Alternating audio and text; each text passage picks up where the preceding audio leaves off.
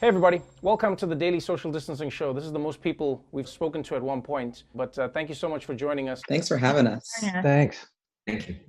Patrisse, I'm going to jump straight in with you. As a co-founder of Black Lives Matter, did you ever think you would see the day when everyone from Amazon to Mitt Romney would be proudly proclaiming Black Lives Matter?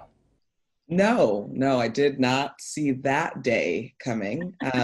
I knew that when we started Black Lives Matter, Alicia, Opal, and I, that it would resound deeply with folks across the country, especially Black people and Black people across the globe. But did I think that some of the largest corporations would have it plastered on their screens? No, not at all.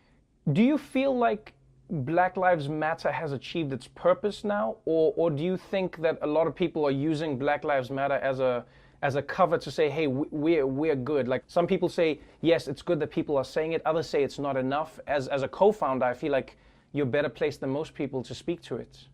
Sure. I think 7 years ago, saying Black Lives Matter was incredibly radical. I think that many of us sort of used that term as a marker on where our elected officials stood, on where appointed officials stood. You know, if they said Black Lives Matter, we knew that, okay, we were getting into them. But if they said all lives matter, we knew they were a lost cause. And Right. so 7 years later, I think it's not just about Black Lives Matter. It's about, what does that actually mean? What do we mean when we say Black Lives Matter? Which is why Defund the Police has become such a huge and resounding call. And I'm really proud of the conversation that we're having as not just a movement, but as American people and people living inside this country. Right now, I think more than ever before, in America and in around the world, people are asking questions about policing. Are there different ways to police? Can policing be improved? Is policing even essential in the way that we see it every single day? And the reason I've gathered all of you on this panel is because, you know, you're some of the voices who have been most vocal in talking about policing as we see it. You know, everything from the reforms that could be done today to long-term solutions that could change the way we see enforcement of laws in the future. And so, you know, maybe I'll start with you, Sam, as part of 8 Can't Wait. Your organization got a shout out from, former President Barack Obama, and 8 Can't Wait was initially, and I think it still is, an organization where you went for police reforms that can be done like immediately. Explain to me a little bit about what the thinking behind that was. Yeah, so, we looked at the academic literature. There are over 40 years of literature that shows that more restrictive use of force policies can reduce killings by police and police shootings overall, both fatal and non-fatal. We recognize that, these are things that cities can do right now. Immediately, a mayor can do it, a police chief can do it as a harm reduction strategy. But I think ultimately, I think where the country is right now is striving for a lot more. It's not just about harm reduction. It's about how do we actually move towards transformational change that goes beyond changing use of force policies, but includes building alternatives to the police and defunding the police. And I think that ought to be supported and centered in this moment because that's what communities are demanding. Yeah, it feels like because this movement has been amplified by what's going on online, a lot of people, including myself, have been drawing resources from, little snippets here and there. And there have been organizers and activists hosting Zoom calls and showing people in presentations what they want to do. But it does feel like right now, everyone is left to their own devices to try and figure out what any of these things mean, which invariably means that everybody gets to, make up what the thing means. So you're talking about reforms, Sam, which I think a lot of people understand. If we're talking about defunding, Patrisse, we'll go back to you and then we'll start moving around. But what does defunding the police mean? Because for some people, what they hear you're saying is take money away from the police as like a punishment for what they've been doing wrong. Sure. I mean, I really think about it pretty simply, which is, what are the things the police are doing right now that can actually be given over to other groups of people, other workers who've been trained to do that particular thing? So we can just start off with homelessness. Police are at the helm of criminalizing the homeless. We don't need them to be at the helm of criminalizing the homeless. We need mayors and county government to actually show up and put dollars and money towards people who are homeless and getting them housing and shelter. What about people who have mental health crisis? Why are the police the first responders? This is not actually a job for a police officer. It's a job for a social worker, a psychiatrist. All this infrastructure is essentially gutted in communities that I live in and communities around the country. So what ends up happening, though, is they're replaced with over-bloated police budgets. And so you look at Los Angeles, where I'm from, which our LAPD department actually receives 54% of the city's budget, meaning that everything else that a community needs, they're not receiving, but they are receiving a gun and a badge, and that is deeply unfortunate. Alex, let's switch over to the abolish conversation. As the author of The End of Policing and as a professor, you've looked into the ways that people can live in a police-free world. Now, I won't lie, my mind struggles to understand the concept, and that's maybe because I've never seen it. You know, sometimes you can't imagine what you've never come across. What exactly does the end of policing mean? What does it mean to abolish the police? Well, it's really more about a process driven by a set of principles than it is some predetermined outcome. I think what we're seeing on the streets today when people say defund the police, yes, it's about these immediate changes that Patrisse is talking about, but it's also about a generation of young people, crying out for a world that isn't driven by racial and class inequalities that are enforced by policing. And the sad truth is that has been the role that police have played in American society, enforcers of systems that produce these inequalities. And every time we turn a problem over to them, it makes those inequalities worse in the long run. So police abolition is about trying to reduce the burden of policing today while we work to build something better for the future. So let's talk a little bit about that. Mychal, maybe you can help me. If there are no police, are you proposing, or do you see a world with no police, or is it just a different kind of people who enforce laws? What does that mean? We say abolish the police because we mean abolish the police, right? There's no mincing of language there. There's nothing that we're trying to trick you on.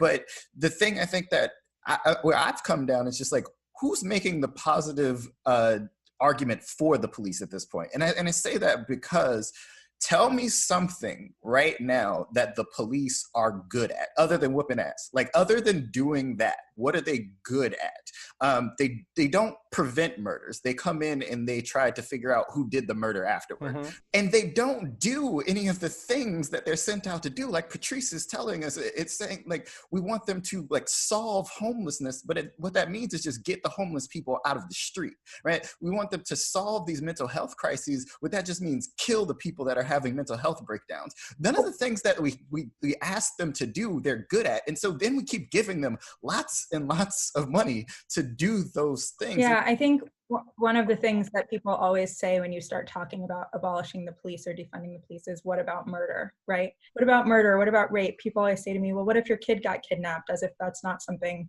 I've worried about every single day as a parent since the day he was born, right? The reality is that the police aren't doing a very good job of handling those situations, right? And that when we picture accountability in this country, we're relying on a violent system to reduce violence, right? We're relying on a cruel system to reduce cruelty. And we are funding the back end of social ills instead of the front end of addressing them. So what we see is that, like, right now, it's very hard to imagine a world without police. It's very hard to imagine a world defunding the police because that's all we have to rely on. We are dreaming of a new world. And the ability to imagine a new world is exciting. This is exciting, right? I mean, it's hard to step out of what we know, but it's an opportunity to think about, if we were designing this from scratch, is this what we would have designed? Is this what the police would have designed? I don't think it is. I think a lot of the conversation that I've heard from everybody on this panel and from every author that I've read or everyone who's written a study on it says the same thing. You cannot talk about crime without talking about lack of opportunities, without talking lack of resources, without talking communities that are oppressed or not, or underserved communities. So my question then becomes, what is the process? Because I'll tell you from a personal standpoint, I go, what happens in the interim? We've seen repeatedly in America, police departments that go on go-slows or go on like basically mini strikes, even if they don't call it a strike. What process do you see unfolding on the way there? Because you're saying to these people, we're getting rid of the police as you know it. And I mean, police departments hire thousands and thousands of people who earn a living from this. I can see many people who don't have a vested interest in allowing a smooth transition. So have any of you seen any thought that's been put into how that transition would happen? Yeah, there's two ways to think about it. It's manufacturing the political consent for this. And part of that story is about neutralizing the power of police unions, who've become a locus for a kind of ideology that says the only way we can solve our problems is with people with guns. And in New York in the last week, over 15 elected officials rejected police endorsements and went and took police contributions and gave them away to bail funds. They said, we're not going to work with these police unions anymore, not because of their pensions, but because of their toxic politics. But the other thing is that we have very concrete interventions in mind to deal with very specific things that police do, including shootings and homicides. We have evidence that shows that well-funded and well-run community-based anti-violence initiatives, credible messenger programs, can reduce the violence without driving young people into mass incarceration or labeling them gangbangers or super predators. Let's talk about the racial element then, which is, how do you convince large swaths of America's population who are wealthier and white to buy into a policy where they go, we do like the police? Why would they buy into your philosophy? How do you try and move that needle? Because the needle will need to be moved at some point to get to the tipping. Well, it's an interesting question because in many of those communities, they barely have the police, right? What we're asking them to imagine is a world like the one that they live in. In many of these communities, police are not driving down their streets. They're not seeing the police at every juncture. You're not seeing, people aren't being stopped and frisked on their sidewalks, right? When their kid gets caught smoking weed, they deal with it at home. The idea of them liking the police is largely theoretical, I think, and not tangible. And it's interesting because I think in many communities where the police are the most present, those are the communities that are calling for less police, right? But at the same time, respectfully, Josie, I find like when you read the stats, or if you just read through America's history, a lot of the time, black leaders and black community leaders, they're the ones who are asking for more police. When people talk about the crime bills back in the day in America and being tough on crime, I've seen the videos of black community leaders saying, we need you to send in more police, send in as many police as, but we need more police. Is there a disconnect in the black community where, is it like older black conservative people, or I don't even know what it is, like not conservative as in like Republican, Democrat, but rather just older black people saying, no, we need more police, and a different generation saying a different thing? I think James Foreman wrote an incredible book about this a couple of years ago. And I think one of the things that he concluded that I think is worth keeping in mind is that historically, you think about the late 80s, the early 90s in particular, when Black leaders were calling for more police, they were also calling for a lot of other resources. We'd like more police. We'd also like better schools. We'd like our kids to be able to go to the park. We'd like an after school program. We'd like jobs, right? And what they got was more police, but they didn't get the other stuff. And so what we're seeing now is that only investing in law enforcement does not create the kind of change and does not create the better community that we want to see. When I worked in the South Bronx, they couldn't get their trash picked up for weeks. But you could find a police officer if you walked 5 steps in either direction. Is that the kind of world anybody wants to live in? I truly don't think anybody, white, wealthy, poor, Black, immigrant, non-immigrant, wants to live in that world. I also think, to Josie's point and to your question, Trevor, there's part of this process is also culture, people having to change and culture changing. Mm-hmm. And that often takes time. And I think we're in a moment where we can call for more, because when I show up to a march in Los Angeles where 50,000 people come out, it's not all Black people. It's a multiracial movement led by Black people, but I see all types of folks holding up Black Lives Matter signs, defund signs, largely a younger generation saying we are tired of the ways in which police have related to Black people and we stand on their side. Natalie Portman, who is Natalie Portman, I had a long talk with her about Defund the Police. The BL Movement for Black Lives put out a letter where we had celebrities and community sign on to it to defund the police. And Natalie had to have we had a real heart to heart. And she said to me, I really feel safe with the police. and saying this to you makes me deeply uncomfortable, but it's true. Wow. I don't know how to deal with this contradiction. She was like, I'm gonna go study, send me everything you have, I'll do my own research. And a couple days ago, she wrote on her Instagram post, I'm with the Defund the Police movement, and here's my process. I was deeply uncomfortable with this because as a white woman, they have kept me safe. I have called the police on people, they've kept me safe. And now I understand that my safety has everything to do with Black people's unsafety. That to me is where we're going. People are reimagining, taking the time, they're studying, they're trying to figure this thing out because there's no easy fix. Yeah, and I think we have to take note of how long that process can be, right? So like formal protest against police violence in this country by Black folks been happening since the early 1900s, right? Like, and then white affluent liberals sort of understand that concept around 1967 with the Kerner Commission being put together by President Lyndon Johnson, and then being like, oh, this is going to keep happening unless we fund these programs. And then we have the building of mass incarceration and the investment in policing and further policing, the 94 crime bill. And then you have Black Lives Matter in 2013. And now we're getting to defunding the police. Like that's a long arc. And it's understanding like there's a lot happening, like some weeks or years. And so there's a lot of rich opportunity right now for that kind of consciousness shifting. It's interesting that you say it is a new movement because it does feel completely different, not just in the physical movement of people, but in the movement of ideas, the way the Overton window has shifted completely.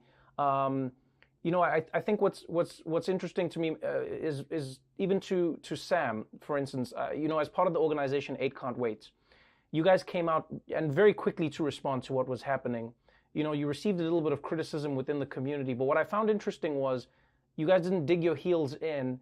Instead, you sort of shifted your resources toward defund and you said, yes, the movement is here now and we're moving towards that and we support this, which you always had from the beginning, but you worked to clarify that message. That's not an easy thing for people to do, and I wanted to know why you guys decided to do that.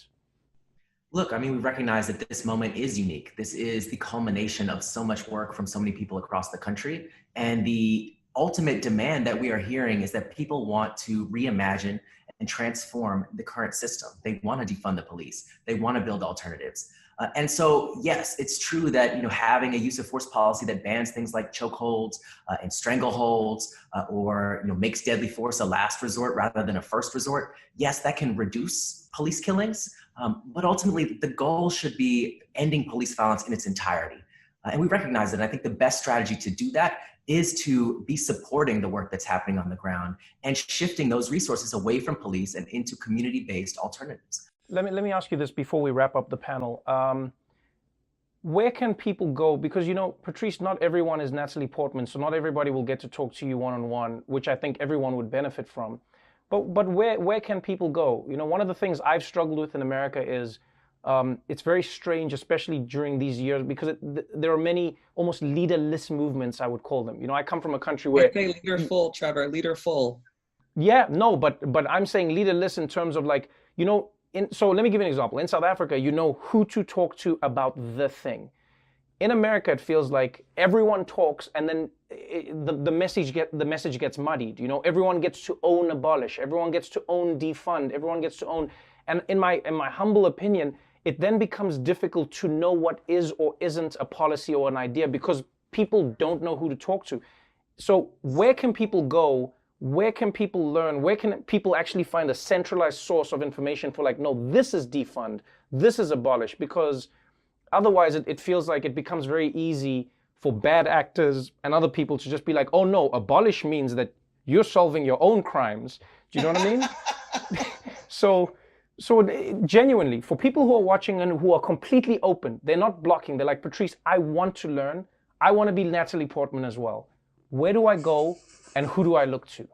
Well, okay, so I hear you and that makes total sense. And this is like I think this is really generational. Our generation is not interested in a single person being the messenger for a number of reasons. Number one, it's not safe.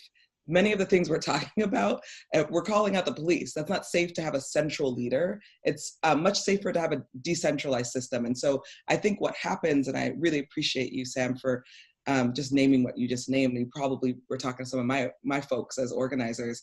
I think what we have to do is sort of be on message as a team. And sometimes that takes a little bit of time. But once we get there, you could see the conversation, right? When we first started having the conversation, 15 days ago about defund, the media was looking at us like we were crazy. They were like, that's cute. Let's keep talking about Black Lives Matter. But what you've seen now is almost every single call I get from a media outlet is about defund or this conversation. So we're in the right place. All of our organizations, and I think all the work that we're doing is on the same pathway towards where we want to go. So Black Lives Matter, blacklivesmatter.com, you can find us there, or the Movement for Black Lives, which is n4bl.org.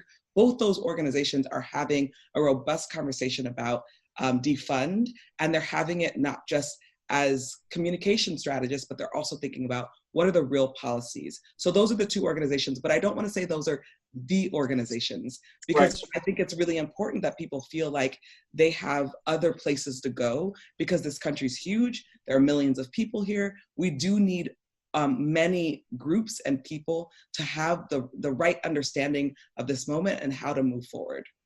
Well, I can't thank you enough, honestly. You know, I think right now, what's been sparked in Minneapolis has seen its ripple effects felt around the world. And you are some of the people who I think many people are looking to, not just for answers, but guidance. But as you said, even just a shake-up to think of the world differently. So thank you for taking the time.